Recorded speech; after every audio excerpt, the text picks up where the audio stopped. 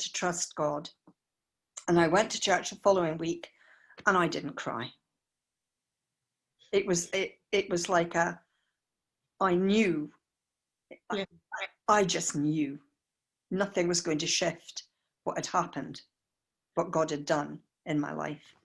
And my husband and I both got baptized. The children had got baptized. We watched them be baptized. And then we got baptized afterwards, fully immersed. Was that like, did they do it inside the church? Did they do it at a, okay. The church had a baptistry. Okay. In the platform. They opened up the platform and there's a baptistry down in there. Mm-hmm. So I gave a bit of a testimony about my life. My life was a very violent life where my family were concerned, particularly my mother, not my father.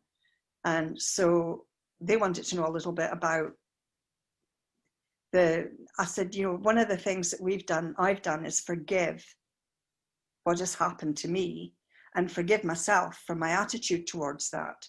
Yeah. Because I could have become violent. I was very knee-jerk reaction to everything. And if somebody had really upset me, I could go for them verbally. Yeah. But I don't think it would have been much for me to follow that through with physical. So I knew that God had done a huge work in me because I wasn't like that anymore. Somebody said something that would normally get to me that way. And I just laughed at them. Wow. And they went, "Oh, go on. You'd like a good fight." And I went, "I haven't got the energy for that." I said, "And God loves me too much to let me do that. So yeah, I'm not doing it anymore." That's so awesome. So I had quite a strong conversion, if you like, into Christianity over a period of time. And I think God knew exactly what was going on. Yeah. So he, I suppose he took it step by step. Yeah. It's a process. Some people have to my mind, have a huge, turnaround. People like, well, you can look at people like Todd White, where he had this overnight thing, but it's still a process. It's still a process. Yeah. Sorry. And what's that? This is a weird question. Okay. Have you seen a bird? Have I seen a bird? A bird literally just came out of the ceiling and flew down the hallway, and I'm kind of located now. No, I have not. Okay. Okay, if you hear any screams, the bird is in here. I kept hearing this noise, and I was like, what on earth? And one of our staging cattle was kind of sagged, and a bird came out of it. And oh, no. So I'm trying to... That's nice. The doors are closed. So I hope it's got to be in here somewhere. Okay. All right, I have not, but I will... I'm going to alert Jeff, but okay. See if I can figure it out. Figure it out. Sorry to bother you. Okay. No, it's okay. Apparently there's a bird loose up here in the church. So if I see it and I scream, just hold on a little bit. It's a bird.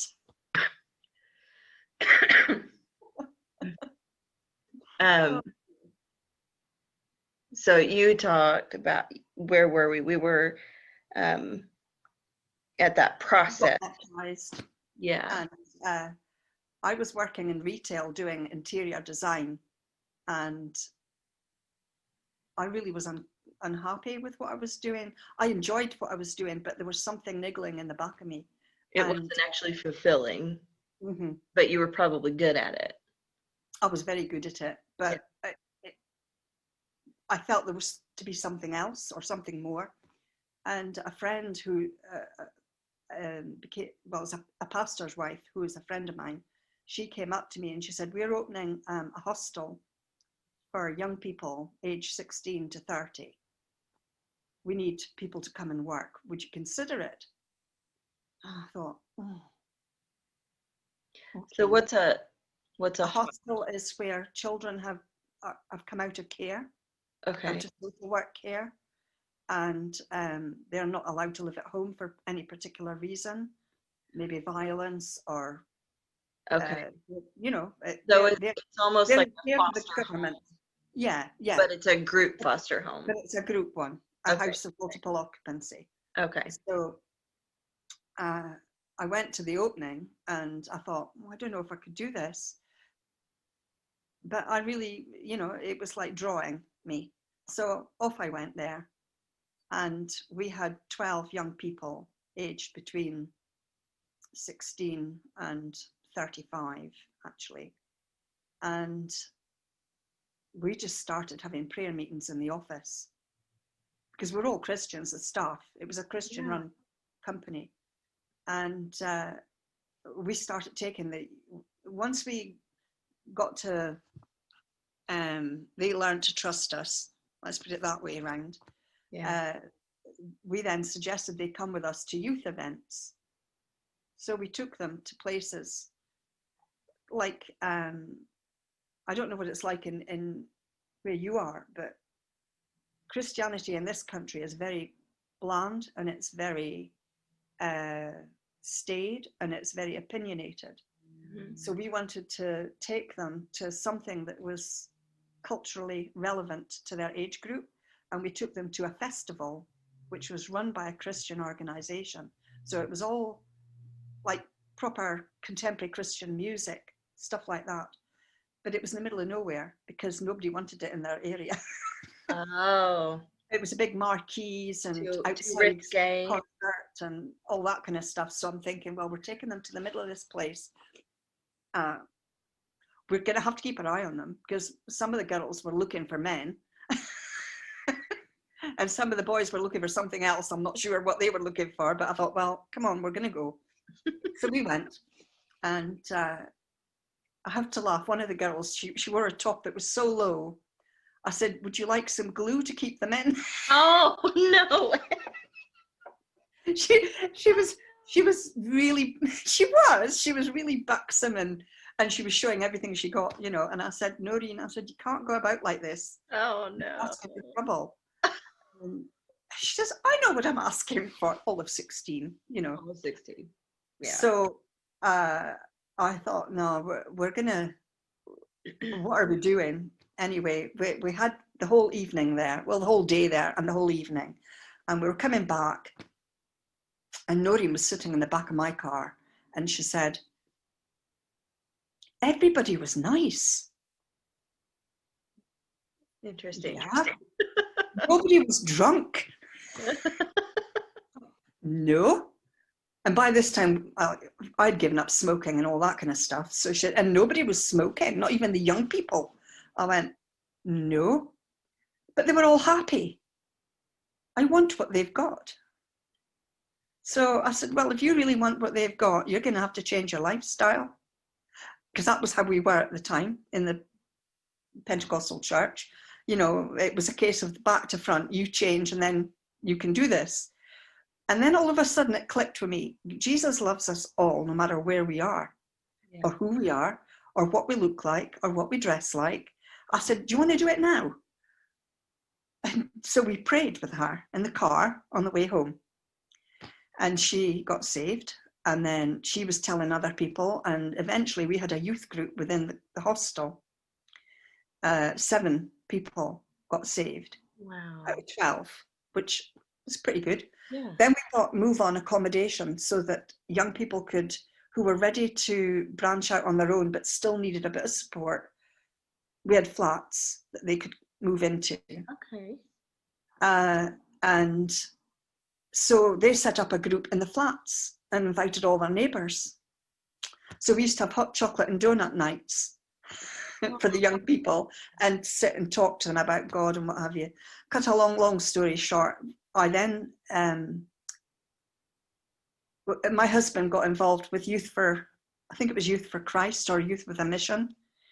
And we set up a evangelistic, I don't know what you could call it, lasted a week. We hired the local theatre, 1,000-seater, and filled it.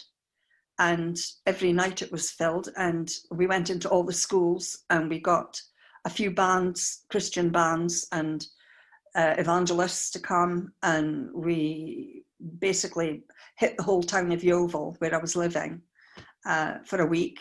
And the run up to that was 6 months of talking with vicars and pastors and ministers to get them involved. So you and your husband Me and my husband. led that. Yeah. Wow. And I would go around all the vicars and chat to them. And I had an ace up my sleeve because I actually was a Franciscan tertiary. I'd become involved in the Franciscan movement.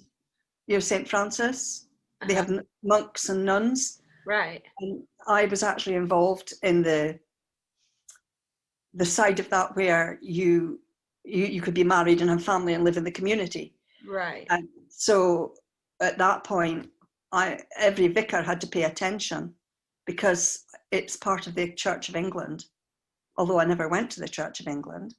And I was one of the leaders, so they had to listen. So they all agreed that they would support this thing that was going to happen in the middle of summer. And I think we had something like 600 new converts in the week. Many of them young people, but some quite elderly. Mm-hmm. And I said that the only remit I would have with you is that because you're of a different denomination, you obviously would like to teach your converts, you know, how you work. So at that time, the Alpha group had started the Alpha course, which is for beginners in Christianity in this country. So and the altar? Alpha, ALP. The beginning. The Alpha course. Okay. So they did the Alpha course with their new people, and we did discipleship evangelism through the Word of Life with ours. And out of that grew a huge youth movement. I say huge, not big in numbers, but impacting into the town. Some of us would take the youngsters to old people's homes, and we would have services in the old people's homes. And they got to learn about old people, and old people was reminded about youth. Yeah. You know, because that's important. It is. Keeping the generations together. You need to keep that link with the generations. Yeah. Then they decided these youngsters wanted to be baptized. A lot of them wanted to be baptized in the sea. Well, we lived 40 minutes from the shore. Wow. So I phoned up a harbour master and said, "What's your tides? We're coming we'd like to come on a Sunday, and we're cancelling church and we're all going there, and we'll have a big celebration and a barbecue." So that's what we did. And it was the most thunderous day you have ever seen. No. In the middle of summer, these great big black clouds. But they got baptized in the sea because that's what they wanted. They said Jesus was baptized in the water. We don't want to go in the pool in the church. We want to go to the sea. So we did. That's what we did. That's awesome. And I'm still in touch with a lot of them even now. And some of them have gone into being church leadership, youth leadership and stuff. So that's really fabulous, you know. It is.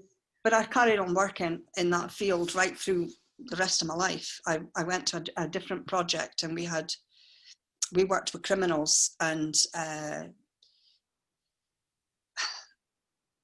Schedule 1 offenders who had been released from prison after 25 or 30 years. And then we also had a youth unit, which we looked after the young people. And we also had a night shelter, and we worked with interdenominational over this. This was many churches together. Because although the government can provide these places, it's not a sanctuary if it's not got God in it. Right. It's not a safe place. And it's really not the government's job. It's really the church's job. But over here, the government takes over everything. Oh, well, we're in the States. Have you met us yet? Yeah. So we were really keen to get the gospel through our actions as much as anything. And we had 2 nuns from a local French convent. French convent in the middle of Somerset in England, doesn't make sense, but there you go. And they would make soup, and a local business would provide rolls, and we would do the night feeding of the homeless at night time from the hostel. We would go out and do that every day. And so we then made a lot of communication between the different denominations, like the Roman Catholic Church, which to us had been a no-no. You know, Pentecostals, and you couldn't get further apart. Yeah. So I decided to invite them to the house group, the life group. I nearly got thrown out of church because these two nuns walked in. But I thought, I don't care. You need to speak to these are people who've got a heart after God. Yeah. I don't care if they wear a frock. I don't care if they wear wear what they like. Yeah, that's right. Well,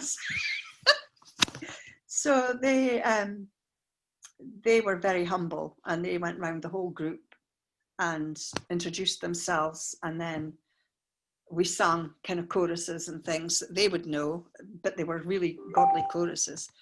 And really, we made such a connection that after that we were, I was included in what they call the fraternal, which is the meetings where all the vicars meet together with like the Baptist ministers and the Methodists and all the different denominations. So I was included in that for a long time because I felt we need to get, not that I'm looking for a one church in the world in the way of organized, but I was looking for connection to bring them together so that everybody had a place they could go where they felt right.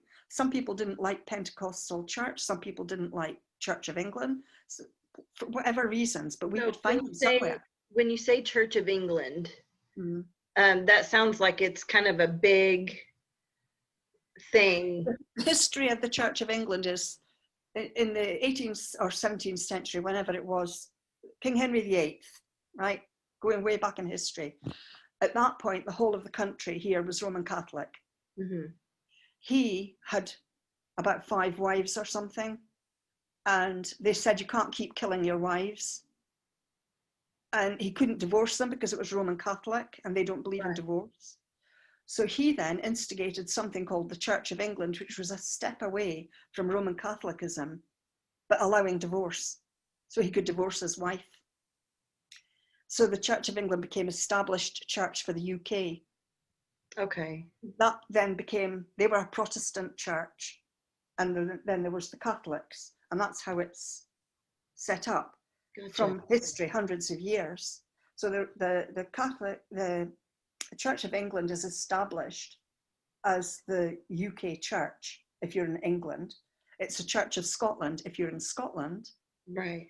Because she's the queen of... Yeah, she's the defender of the faith. So even in Canada, that would be the Church of England is...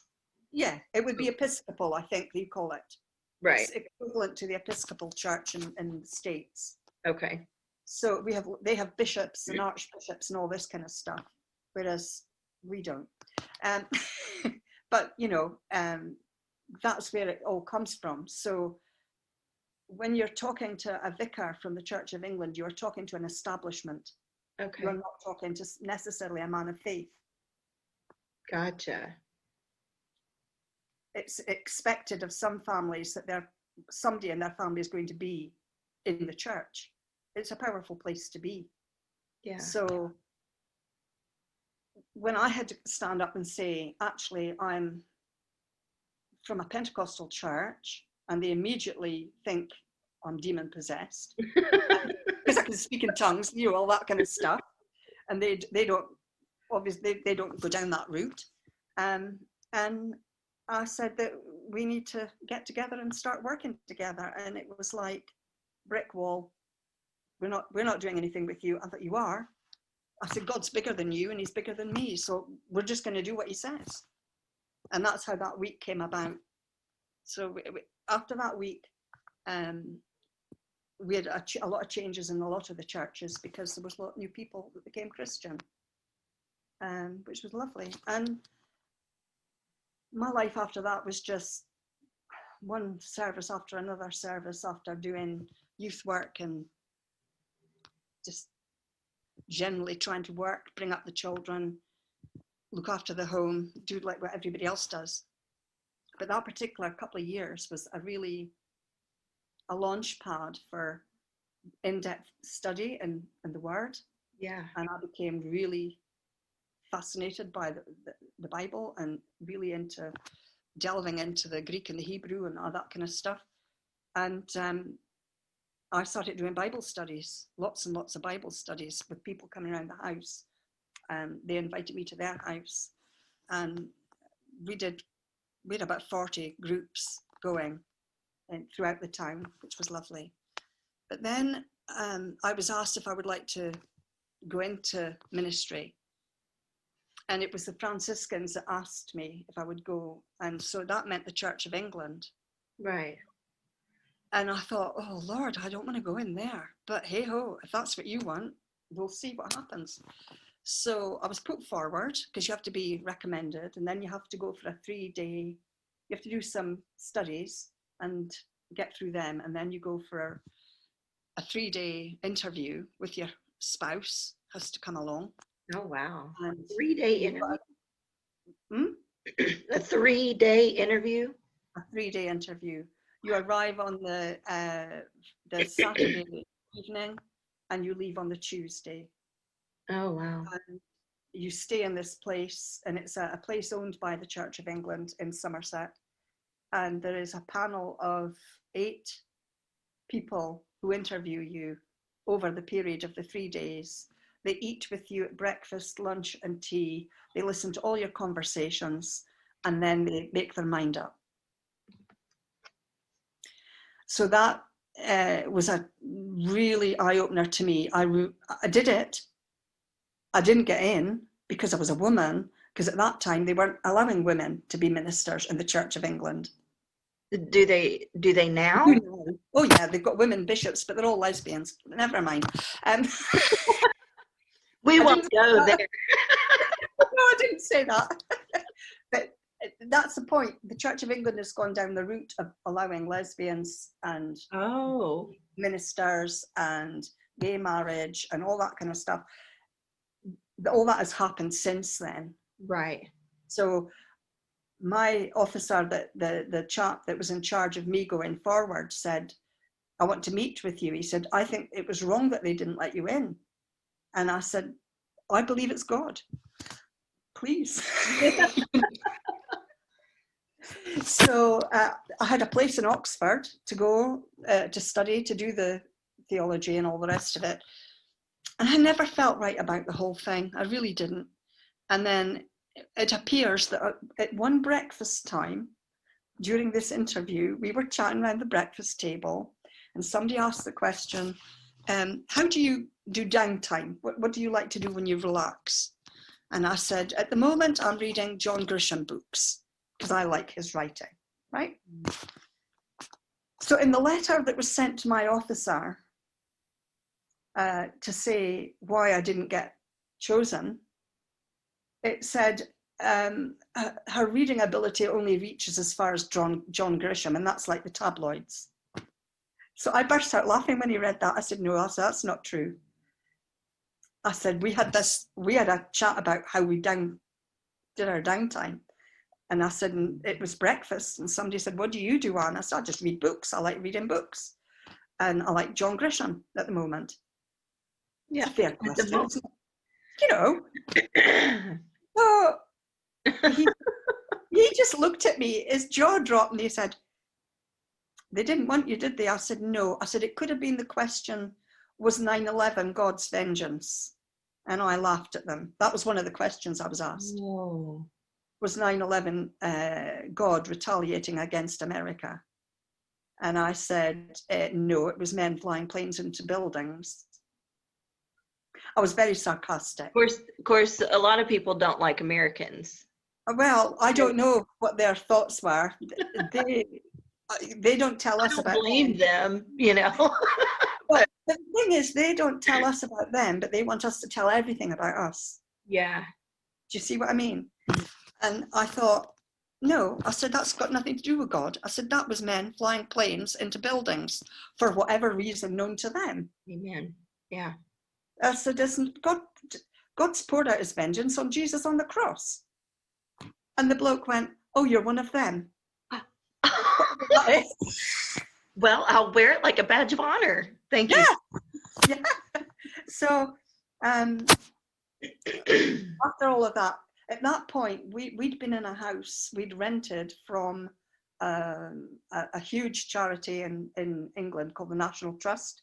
So it was a house, it was built in the 13th century. It was flagstone floors. It was a beautiful house.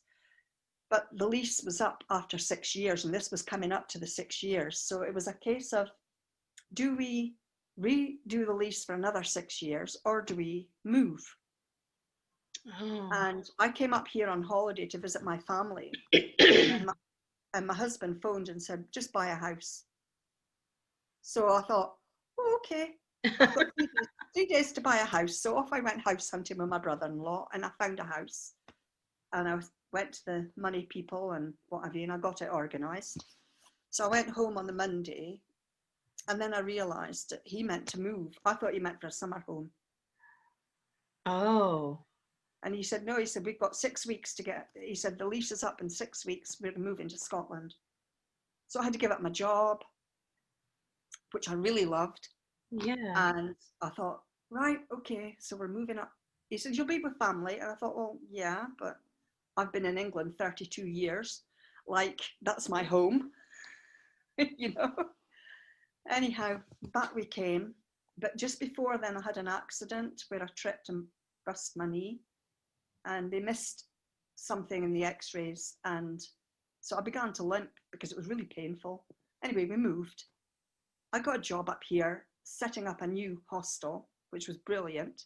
Yeah. Organisation, but this was for people coming out of prison and drug addicts and alcoholics. That's fine. Before that, I'd managed, one of the projects we had in England was for addicted girls who were pregnant. Oh, wow. And I ran that. That was my baby. I had 10 girls like that. So I knew a lot about alcoholism and drugs by the time I came up here because of my job. And so I was quite up for that, to get this up and running. And I didn't want to be manager. I just wanted to work with the people, because I've always been a people person. Yeah. As opposed to a dictatorship, you know what I mean? Yeah. So, and then the Franciscans contacted me and asked me to take over the north of Scotland as my area. Well, that's a huge area. And it's also islands. You have to realise Orkney Islands, the Shetland Islands, all the islands around the west coast of Scotland, as well as the mainland. So I thought, this is, you know, this is not a paid position. This is, you do this because you love Jesus. And I'm thinking, yeah, but I still need to earn my living, and I still need to, you know, provide. So I decided that I would give it a go. And after about 3 months, I thought, I'll give myself 3 months and see what happens. Well, then I get a notification saying that they have changed their ethos. Now, St. Francis, in the history that I did, was all for people who are disadvantaged, the leper, people like that. And suddenly they're changing their ethos, and they want to talk political peace talks and get involved in hosting these kind of things. I thought, it's not me. Yeah. That's just not what I am. And so I had a huge long think, and then I wrote to them and said, I didn't want the position, and I'm no longer going to be attending if you're going to do that, because you can't call yourself Franciscans if you're becoming political and in the peace talks, because his ethos is nothing like that. You know, you follow Jesus, and you follow him the way he leads you. The way he led me was in the same way, through building the church by getting people, the undesirables in, if you like, the people that were quite unlovable to others. And I thought, I can't shift from that. I just can't shift from it. Yeah. So they wouldn't release me. I had vows I had taken years ago. So they wouldn't release me from my life vows. But I said, okay, you've got to come and get me then, because I am not coming back. And so in the meantime, my husband had He's a voiceover artist, and he's like got agents in New York and all Oh, over that's the place, cool. right? Yeah.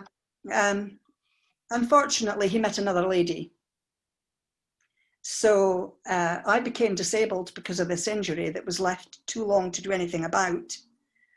And they've suggested amputating the leg. And I said, you're not taking my leg. I'm keeping it. It's mine. I will work this out somehow. You know, my God's bigger than you. Oh, he said, you've got faith. I went, yes, I do. And I said, and I will manage. And that you're not going to get that away from me. No. But because of that, I had an inability to get up and down the stairs. And my bedroom was upstairs and the bathroom was upstairs. So I lived for nearly a year in a downstairs room. And my husband didn't want to cope with it. So he found a lady in America and then told me that he was wanting a divorce. So I just, actually, it wasn't that simple. I tried everything for reconciliation. And then one night, in the middle of the night, God spoke to me and he said, you cannot reconcile to someone or something that doesn't want to be reconciled with. Yeah. So that's the step that made me say, what do you want? Knowing that he was going to ask for his freedom, which he said, I want my freedom. So I said, okay, you can have your freedom. Buy me a house that's suitable for me to live in. So he gave me a budget. I bought the house that I'm in now. It's a huge house. It's got 4 bedrooms, 3 sitting rooms, massive kitchen. I had a vision for using it for people of God. Yeah. So the first few years, I was obviously hurt and it was difficult. But I had to go through emotional healing, some kind of physical healing. And I ended up in hospital with a perforated bowel. And while I was there, the surgeon was speaking to me and he said, I'm not going to take it. We're not going to operate. We're going to do this internally. We're going to make sure that you're okay to live where you're living. So when I came back from hospital, an occupational therapist came. I've got stair lifts. I've got the council have put in, the local authority have put in a great big walk-in shower room adjacent to my bedroom. Wow. Included within the size of my bedroom. And I got the freedom of the house. So another chap came, a physio, and showed me how to use elbow crutches and how to walk in them properly. And they put me up to, I'm on an alarm system where I can press something on my wrist if I fall and I'm on my own, because I can't get up because my leg doesn't bend. Right. So I don't travel, I don't go anywhere, because a lot of that has caused some other problems like incontinence and things like that because of how I've hurt myself when I've fallen. But saying all of that, I'm having a whale of a time because from about 2 years in from living in here, I'd been going to Andrew Womack conference in the UK right up until I moved here. Right. Well, I couldn't walk, right? So I then found Victory Life online. I actually, before that, I'd watched Grace Humble, you know, Grace, is it Grace One Church, Humble, Texas? I haven't heard of it. Mm-hmm.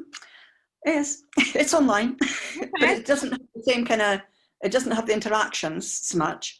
But I would watch that every week. I would get involved in that in myself. But I needed something. Yeah. And then Victory Life was online. So it was after Grace Humble that I found Victory Life online. I think it was quite new online at the time.